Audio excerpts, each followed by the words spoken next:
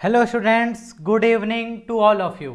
आप सभी का सफलता क्लासेस पे बहुत बहुत स्वागत है।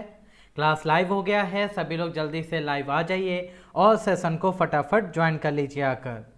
आज हम आपके लिए लेकर आए हैं साइंस में एक नया सेगमेंट, जिसमें हम आपके साथ डिस्कस करेंगे बेसिक काइनेमैटिक्स के बारे में। ठीक है भाई, तो कौन कौन लाइव आ चुका है? ओके, वैभव जी गुड इवनिंग, गुड इवनिंग, बहुत बढ़िया, थैंक यू सो मच। आज हम क्या बात करेंगे भाई? आज का हमारा टॉपिक है काइनेमैटिक्स बेसिक्स। काइनेमैटिक्स यानी कि गतिकी की अगर बात की जाए तो इस टॉपिक से आपके पेपर में क्वेश्चंस जरूर आता है, और खासकर अगर आप डिफेंस एग्जाम की तैयारी कर रहे हैं तो कंफर्म है कि यहाँ से क्वेश्चन आने ही आने हैं, और 2 से 3 क्वेश्चन आ जाते हैं डिफेंस एग्जाम में।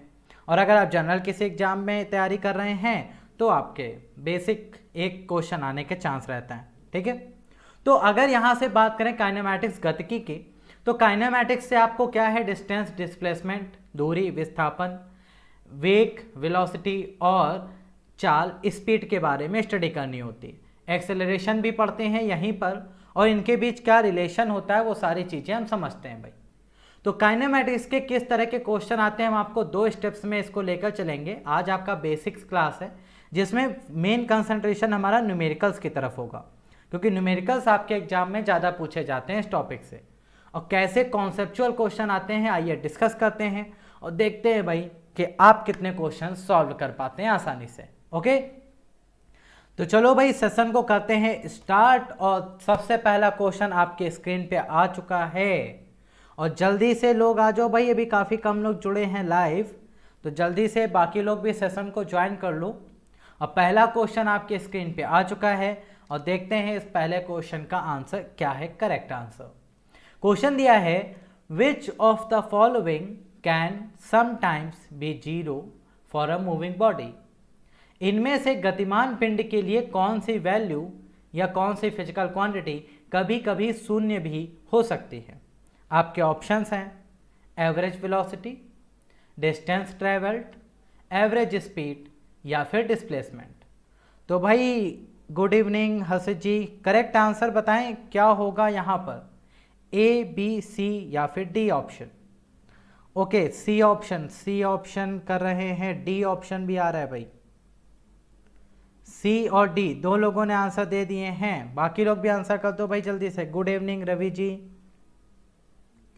और आंसर करो फटाफट भाई। वैभव जी ने आंसर दे दिया है सी। Good evening. तो बताइए, लॉजिकल क्वेश्चन है, बहुत आसान क्वेश्चन है। इसका करेक्ट आंसर अभी तक सिर्फ 2 लोगों ने ही आंसर दिया है। Good evening Aditya ji. तो बताइए भाई क्या होगा राइट आंसर? C option. चलो भाई, सी ऑप्शन ज़्यादातर आंसर आ रहे हैं और बिल्कुल करेक्ट है सी ऑप्शन, एब्सोल्युटली राइट। अगर बात करें कौन सी वैल्यू कभी कभी जीरो हो सकती है, तो डिस्प्लेसमेंट आप सबको पता है वो जीरो हो सकता है, क्योंकि हम जहाँ से चलते हैं, मान लो मैं ए पॉइंट से स्टार्ट किया चलना, और ए पॉइंट से चल के मैं दुनिया भर में घूम के वापस ए पॉइंट पर फिर से आ गया, तो मैं ए पॉइंट से चला था और वापस ए पर आ गया, तो मेरा क्या चीज़ जीरो हो सकता है? विस्थापन उस केस में जीरो हो जाता है। ठीक है, और विस्थापन अगर कहीं पर जीरो है तो ऑब्वियस सी बात है वेलोसिटी भी वहाँ जीरो होगा, क्योंकि वेलोसिटी का फॉर्मूला होता है, वेलोसिटी इक्वल्स टू क्या होता है भाई? Displacement upon time. और अगर विस्थापन जीरो है तो वेग भी जीरो हो सकता है, तो ऑप्शन नंबर सी आपका एब्सोल्युटली राइट है। ठीक है, सी ऑप्शन बिल्कुल करेक्ट है। बहुत बढ़िया भाई, जितने लोगों ने सी आंसर दिया बहुत अच्छा। अब आ जाओ नेक्स्ट क्वेश्चन, ये बढ़िया सा क्वेश्चन है भाई आपके। तो अब देखते हैं इस क्वेश्चन का करेक्ट आंसर कितने लोग कहते हैं। क्वेश्चन क्या है? 4 कारें हैं ए, बी, सी और डी, एक स्ट्रेट लाइन में चल रही हैं, सीधी रोड है, चल रही हैं। अब हमने क्या किया, उनमें डिस्टेंस टाइम ग्राफ बनाया, और इस डिस्टेंस टाइम ग्राफ को देखकर आपको बताना है कि कौन सा रिलेशन यहाँ पर बिल्कुल करेक्ट है। रिलेशंस आपको दिए गए, car A is faster than D, car B is slowest यानी कि कार बी सबसे धीमी है, car D is faster than C, car D C से ज़्यादा तेज है, और कार सी इज स्लोवेस्ट। तो अब बताना है भाई करेक्ट आंसर क्या होगा। यहां पर करेक्ट आंसर क्या हो जाएगा, which option is correct, A B C या फिर डी। लॉजिकल क्वेश्चन है, जरा ध्यान से पढ़िएगा और फिर बताइएगा कौन सा ऑप्शन यहां पे करेक्ट बनेगा। ध्यान से पढ़ लेना भाई, मैं फिर से आपसे बोल रहा हूं, रिक्वेस्ट कर रहा हूं, ध्यान से पढ़िएगा।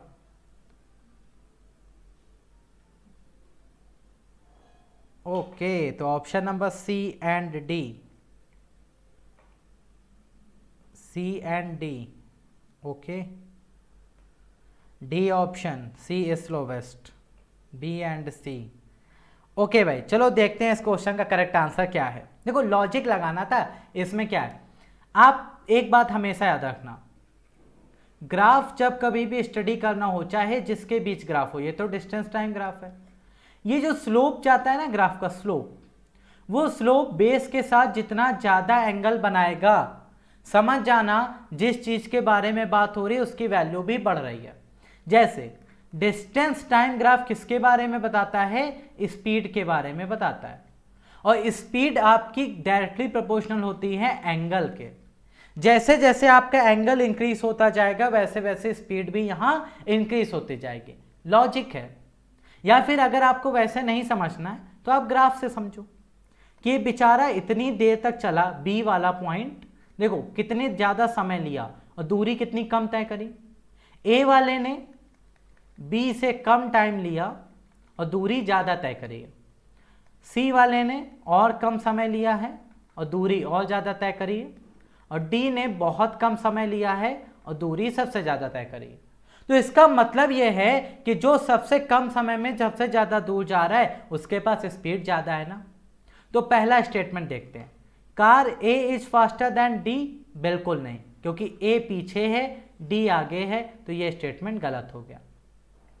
Car B is slowest, car B सबसे धीमी है, तो हाँ बिल्कुल सही बात है, कार बी स्लोवेस्ट है, ये स्टेटमेंट सही हो गया। Car D is faster than C, car D C के कंपैरिजन में तेज चल रही है, बिल्कुल सही है। और सी इज द स्लोवेस्ट, बिल्कुल नहीं, क्योंकि बी स्लोवेस्ट हो चुका है। तो B and C both are correct answer, और वैभव जी ने बी एंड सी दोनों बोला है भाई, ठीक है। बी ऑप्शन कुछ लोग दे रहे थे, कुछ सी दे रहे थे, लॉजिक लगाएंगे तो दोनों ही आंसर यहाँ पे आपके सही बनते हैं। तो ध्यान से ग्राफ स्टडी करना आपको आना चाहिए, तो आप करेक्ट आंसर यहाँ पे आसानी से दे सकते हैं, ठीक है। ये था इसका लॉजिक। अब आ जाओ भाई नेक्स्ट क्वेश्चन पे आते हैं। अगला क्वेश्चन फिर से एक ग्राफ का क्वेश्चन है, और इसमें आपको दिया गया है कंडीशन कि एक बॉल है, उसको v वेग से ऊपर की ओर फेंका गया है, टाइम t के बाद वो जमीन पे वापस आने लगती है, तो वेलोसिटी टाइम ग्राफ यहां पे करेक्टली क्या होगा। वेलोसिटी टाइम ग्राफ दिया गया है, तो जरा बताएंगे कि कौन सा ग्राफ इसको अच्छे से रिप्रेजेंट कर रहा है।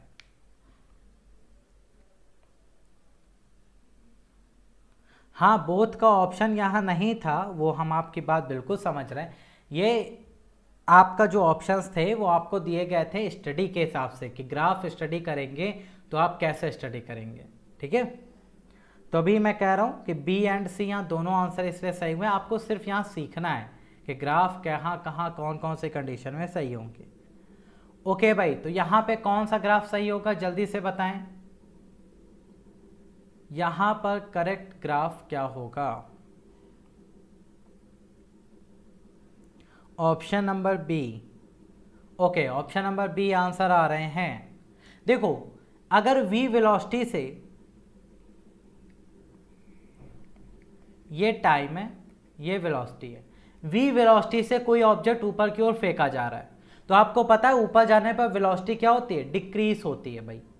ऊपर जाने पर वेलोसिटी डिक्रीज होती है, उसके बाद t समय में वो क्या कर रहा है, ऊपर जाकर वापस भी आ रहा है, तो वेलोसिटी क्या होगी, एक बार डिक्रीज होगी फिर इंक्रीज होगी। लेकिन थोड़ा सा कॉमन सेंस लगाइए, वेलोसिटी एक वेक्टर क्वांटिटी है। वेलोसिटी क्या है भाई, वेक्टर क्वांटिटी है। अगर वेक्टर क्वांटिटी है तो आप हमें बताओ कि बॉल को, मान लो ये छोटू है, अब ये छोटू इस बॉल को ऊपर की ओर फेंकेगा, तो ये बॉल ऐसे हवा में जाएगी, एक हाईएस्ट पॉइंट पे पहुंचेगी और फिर नीचे आ जाएगी। तो एक बार अपवर्ड जा रहे हो तो वेलोसिटी पॉजिटिव लोगे ना, और एक बार जब बॉल नीचे आएगी तो वेलोसिटी निगेटिव नहीं हो जाएगी। आप खुद सोचो, और जब वेलोसिटी निगेटिव हो जाएगी तो इसका मतलब है निगेटिव वेलोसिटी ग्राफ में भी तो दिखनी चाहिए। तो बी ऑप्शन तो हो ही नहीं सकता, बी ऑप्शन तो बिल्कुल नहीं हो सकता, क्योंकि वेलोसिटी निगेटिव है ही नहीं। ए में भी वेलोसिटी निगेटिव नहीं है और डी में वेलोसिटी सिर्फ निगेटिव है। तो पॉजिटिव निगेटिव दोनों कहां दिख रहे हैं? सी वाले ग्राफ में। तो graph number C is the correct. ठीक है, तो देखो बिल्कुल आराम से पढ़ो, बेसिक जिसका क्लियर हो जाएगा वो बिल्कुल आसानी से ऐसा क्वेश्चन सॉल्व कर सकता है। आपने देखा कि ऊपर जा रहा है तो वेलोसिटी पॉजिटिव, नीचे भी तो आएगी बॉल तो वेलोसिटी की डायरेक्शन चेंज होगी निगेटिव। तो एक बार वेलोसिटी पॉजिटिव लेना है, एक बार निगेटिव। अब वो कौन सा ग्राफ है जो दोनों चीज दिखा रहा है? वो है graph number C. This is the right answer. Okay भाई, तो ये था इस क्वेश्चन का लॉजिक। आई होप अब आप समझ गए होंगे इसको। ठीक है, तो आगे बढ़ते हैं नेक्स्ट क्वेश्चन की तरफ, देखते हैं अगला क्वेश्चन क्या है। नेक्स्ट क्वेश्चन फिर से आपके लिए एक प्यारा सा न्यूमेरिकल, थोड़ा सा अच्छे लेवल के क्वेश्चन है आपके लिए, जिससे कि आपको अच्छे से चीजें समझ में आए, अगर टफ पेपर भी बने तो आप आसानी से कर सकें। क्वेश्चन क्या है? A boy starts from point A, travels to the point B at a distance of 3 km from A and return to A. If he takes 2 hours to do so, his speed is. तो एक प्यारा सा लड़का है, वो बिंदु A से चलना शुरू करता है, A से 3 किलोमीटर की दूरी पर बिंदु B तक जाता है और A पर वापस आ जाता है। यदि ये पूरा ट्रैवल करने में उसको कितना समय लगता है? 2 घंटे। तो बताइए जरा उसकी स्पीड क्या होगी? तो जल्दी से इस क्वेश्चन का आंसर बताएंगे भाई, बिल्कुल बेसिक क्वेश्चन पूछा है आपसे। हाँ, रवि जी का बिल्कुल सही आंसर था, बहुत बढ़िया भाई। Okay, 3 kilometre per hour, 3 kilometre per hour एक आंसर आ गया है। बाकी लोग भी आंसर करिए जल्दी से, क्या होगा भाई? देखो ऐसे न्यूमेरिकल आपके हर एग्जाम में पूछे जाएंगे इस टॉपिक से। तो क्वेश्चन क्या है? ए पॉइंट पे लड़का था, वो ए से चल के कहाँ जाता है? बी पॉइंट तक जाता है। टोटल डिस्टेंस 3 किलोमीटर है और वो वापस बी पॉइंट से ए पॉइंट पर वापस आ जाता है। ठीक है, एक बार जाता है, एक बार वापस आता है और टोटल टाइम उसको लगता है 2 घंटे। तो आपसे पूछा है कि उसकी स्पीड बताइए, तो आपको सिंपल सा पता है। ठीक है, आपको क्या पता है कि स्पीड इक्वल्स टू क्या होता है? Distance upon time. डिस्टेंस कितना है? 3 किलोमीटर जाना, 3 किलोमीटर आना, तो टोटल डिस्टेंस हो गया 6 किलोमीटर। टाइम कितना लगा है? 2 घंटे। तो आंसर कितना आ गया? 3 kilometre per hour. Option number A is absolutely right. Option number A आपका बिल्कुल करेक्ट है भाई। बी ऑप्शन क्यों दे रहे हो? देखो इतना आसान सा क्वेश्चन पूछा था, तब भी कितने वेरिएबल आंसर आए हैं। हाँ भाई, तो तभी कह रहे हैं फुल कंसंट्रेशन से चीज़ों को देखिए। स्पीड पूछी गई है, स्पीड बराबर होता है दूरी बटे समय। दूरी कितना है? ए से बी तक गया है 3 किलोमीटर, और फिर बी से ए वापस भी तो आया है, तब भी तो 3 किलोमीटर हुआ दूरी। तो टोटल दूरी हो गई 6 किलोमीटर और समय लगा है पूरा 2 घंटे। तो आंसर आएगा 3 किलोमीटर।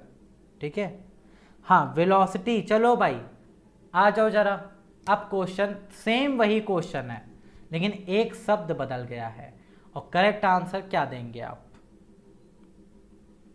अब सेम वही क्वेश्चन फिर से आपसे मैंने पूछा है, बस थोड़ी सी वैल्यू चेंज करी है।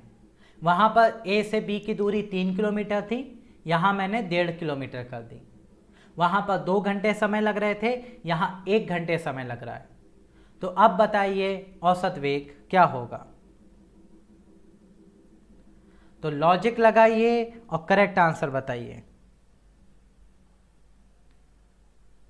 ओके, तो वैभव जी का आंसर आ गया है। बाकी लोग भी आंसर कर दो भाई, क्या होगा राइट आंसर। पूरा क्वेश्चन सेम वही कंडीशन पे है, सिर्फ और सिर्फ वैल्यू चेंज हुई है। 1.5 किलोमीटर दूरी कर दी गई है, 1 घंटे का समय कर दिया गया है और औसत वेग आपसे पूछा है। तो फिर से हमारे पास पॉइंट ए है, वो छोटू फिर से बी पॉइंट तक जाता है और ए पर वापस आता है। डिस्टेंस है 1.5 किलोमीटर और फिर से ए पर वापस आ जाता है। टोटल टाइम उसको लगता है 1 घंटे। तो अब आपसे पूछा है एवरेज वेलोसिटी क्या होगा भाई। ओके, ए ऑप्शन अब नहीं होगा, अब बी ऑप्शन बिल्कुल करेक्ट होगा। क्यों? क्योंकि यहां पर एवरेज स्पीड नहीं है, एवरेज वेलोसिटी है। और एवरेज वेलोसिटी का फॉर्मूला क्या होता है भाई? औसत वेग। वेग किस पर निर्भर करता है? विस्थापन पर, दूरी पर नहीं। तो यहां पर क्या होगा? डिस्प्लेसमेंट, यानी कि विस्थापन अपॉन टाइम। और कोई पर्सन ए से ही चला था, वापस फिर ए पर आ गया है, तो उसका विस्थापन कैसा है? 0। और अगर विस्थापन 0 है तो इसका मतलब क्या है कि उसका वेग भी 0 हो जाएगा। ठीक है, उसका वेग भी क्या हो जाएगा? 0 हो जाएगा। तो सिंपल सा इसका आंसर है। तो भाई एवरेज वेलोसिटी क्या आ गई यहाँ पे? 0 आ गई। बस इतना सा समझो, आंसर आपके पास है। ओके, चलो ये था इस क्वेश्चन का लॉजिक। अब आ जाओ नेक्स्ट क्वेश्चन पे। अब थोड़ा सा क्वेश्चन का वेरिएशन हुआ है और बताएंगे करेक्ट आंसर क्या होगा भाई।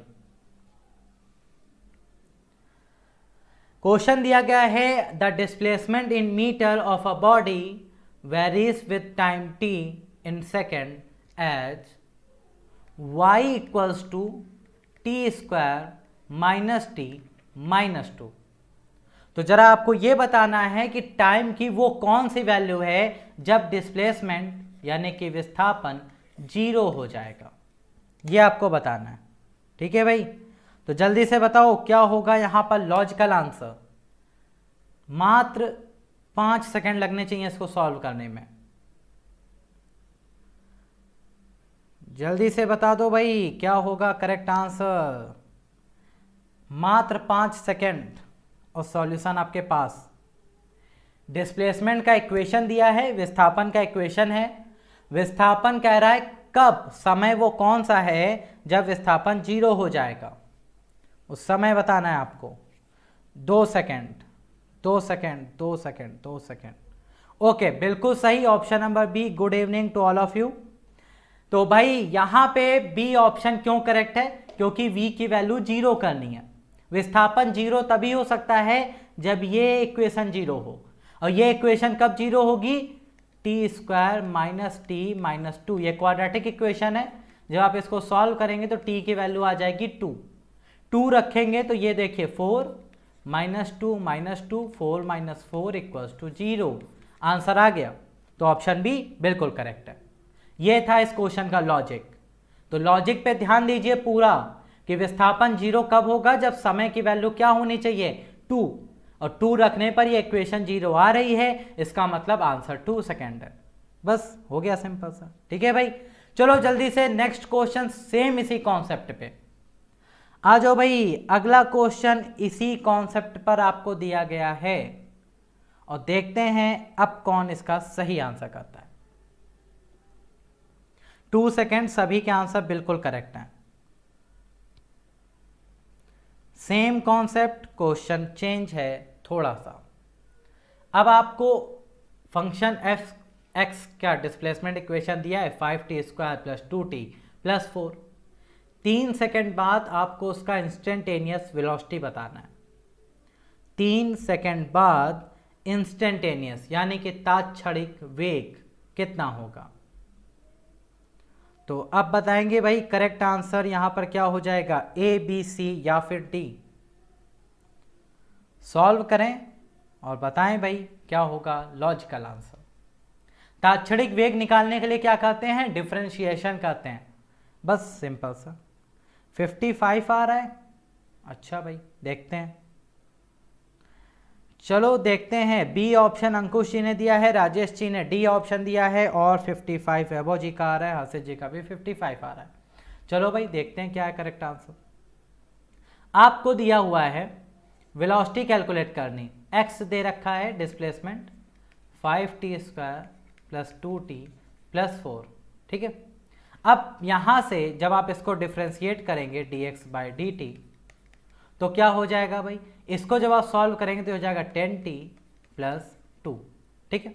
और 10t + 2 यही क्या है, वेलोसिटी। क्योंकि जब हम डिस्टेंस को एक बार डिफ्रेंशिएट करते हैं, उसका क्या करते हैं, अवकलन कर देते हैं, तो हमें वेग मिल जाता है, और यही वेग है 10t + 2, ये वेग है।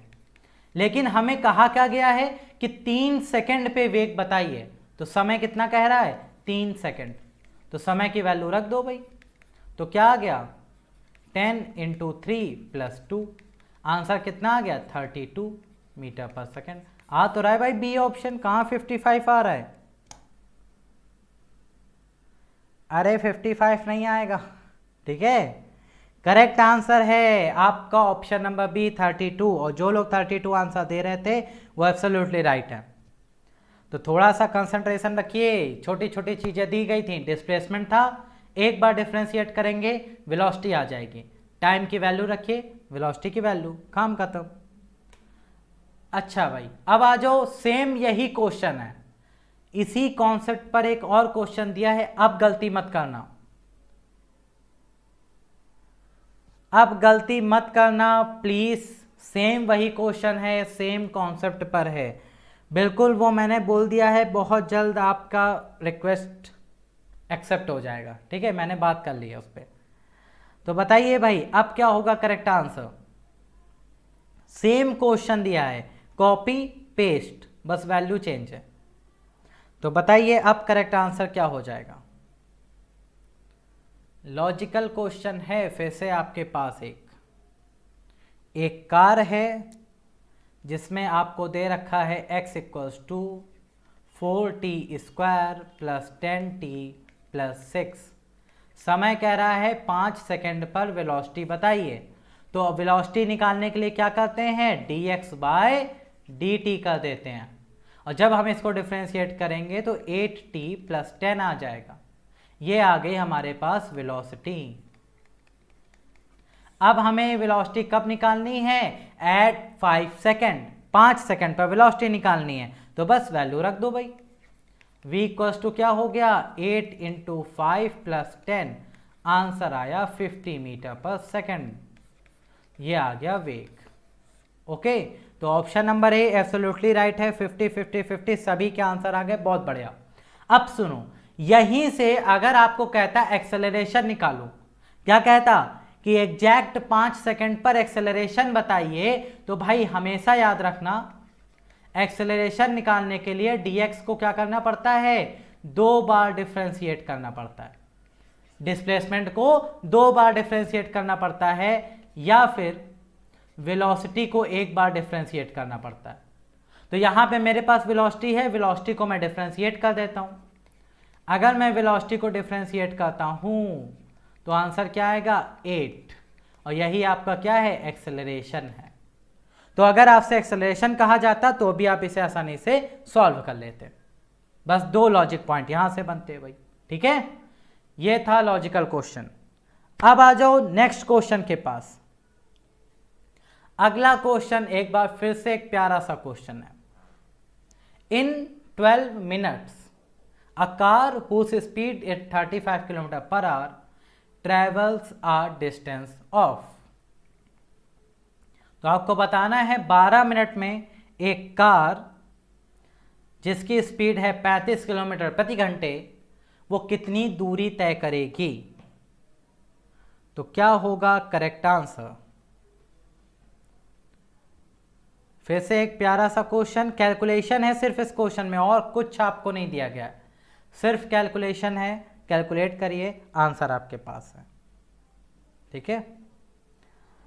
ओके, उदित जी ने बोला 7 किलोमीटर, और आंसर करे भाई 7 किलोमीटर, एक आंसर आ चुका है, बाकी लोगों का आंसर अभी तक नहीं आया है।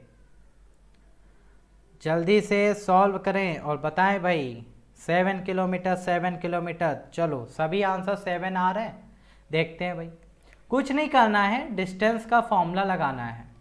डिस्टेंस इक्वल्स टू क्या होता है, स्पीड इनटू टाइम। स्पीड कितना है 35 किलोमीटर पर आवर है ना, और ये आपको किलोमीटर में ही दिया हुआ है। तो आप क्या करिए, इसमें कोई चेंज मत लाइए, लेकिन 12 मिनट को क्या कर लीजिए, आर बना लीजिए। तो 60 से डिवाइड कर लीजिए, ये कितना आ गया 1/5, और 5 से जब 35 डिवाइड होगा तो कितना आएगा 7 किलोमीटर। आंसर आ गया आपका, बिल्कुल सिंपल सा। ठीक है, ये था सिंपल सा क्वेश्चन। अच्छा, अब आपके लिए ट्रिक क्वेश्चन। ठीक है भाई, ट्रिक क्वेश्चन क्या है, if a car having initial velocity equals to 0 and acceleration is a after time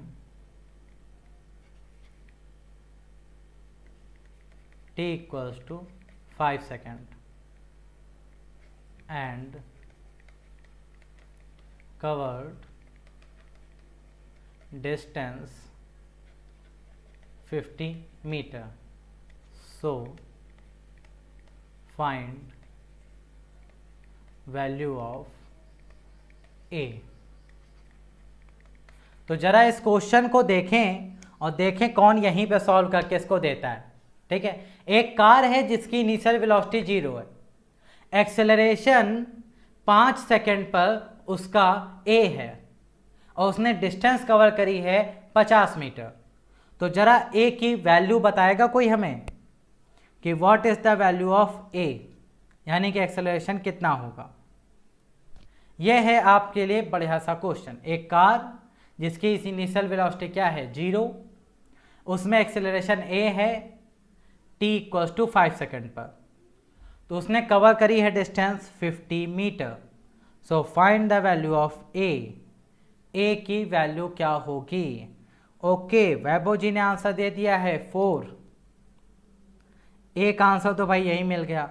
जो लोग आंसर यहाँ नहीं कर रहे हैं उनके लिए ये है होमवर्क, और इस क्वेश्चन को घर पे सॉल्व करेंगे। कल हम आपके साथ इसका सॉल्यूशन करेंगे डिस्कस, और देखेंगे कितने लोगों ने सही किया। ठीक है भाई, तो आज हमने काइनेमैटिक्स बेसिक क्वेश्चन किए। कल हम काइनेमैटिक्स के कुछ और ट्रिकी क्वेश्चन लाएंगे, जिसमें आपके साथ डिस्कस करेंगे प्रोजेक्टाइल मोशन, यानी कि प्रक्षेप गति के बारे में, और प्रक्षेप गति से कैसे क्वेश्चन आपके एग्जाम में आते हैं वो भी सीखेंगे, और बहुत लॉजिकल पॉइंट ऑफ व्यू आपको सिखाएंगे भी। ठीक है, तो कल शाम को 5 बजे इसी समय पर जुड़ना मत भूलिएगा भाई।